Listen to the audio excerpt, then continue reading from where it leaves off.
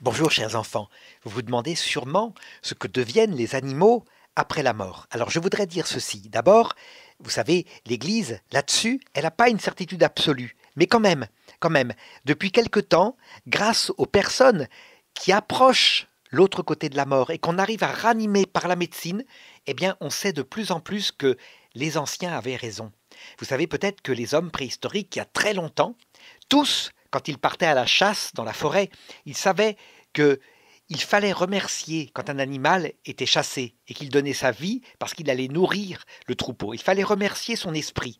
Alors ça ne veut pas dire que les animaux sont des hommes, mais ça veut dire qu'ils savaient que les animaux, c'est des êtres sensibles et que quand ils meurent, eh bien quelque chose d'eux survit, une sorte d'âme, une âme sensible.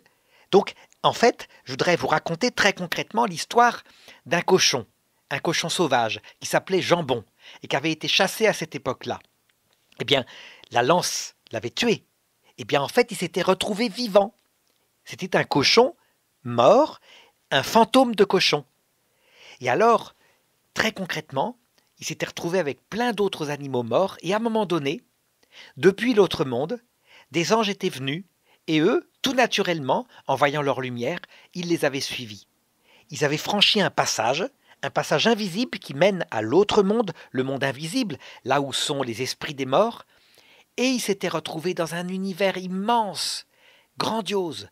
Ils n'avaient plus peur, et surtout, ils n'avaient plus besoin de chercher de la nourriture. C'était un monde paisible.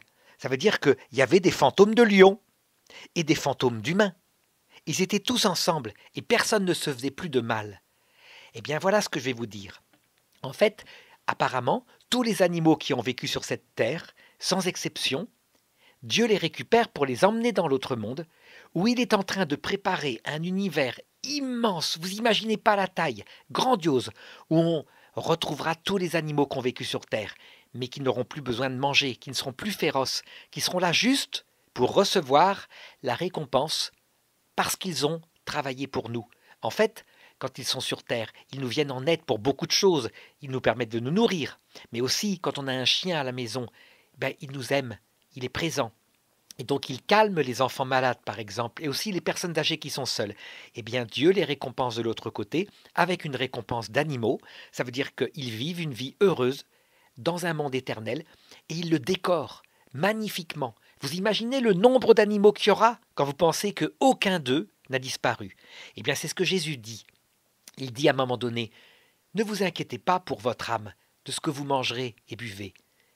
Vous savez, votre Père céleste, les petits oiseaux, il les compte. Eh bien vous valez bien plus qu'un petit oiseau. Et pourtant les oiseaux sont comptés.